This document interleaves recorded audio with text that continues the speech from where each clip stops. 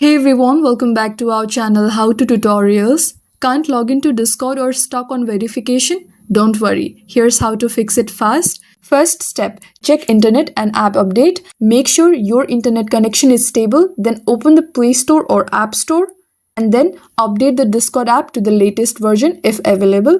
Second step, clear cache or cookies. If you're using Discord on Android, go to Settings, scroll down and find this option called Apps and tap on it. Use the search icon at the top right and search Discord.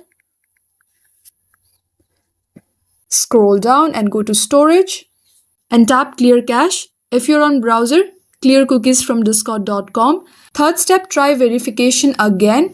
If it asks for verification, check your email or phone for the code or link. Make sure to verify the login before the link expires. And if it still does not work, uninstall and reinstall Discord. Also try logging in from a different network or device to rule out connection blocks. And that's it. Your Discord login and verification issues should now be fixed.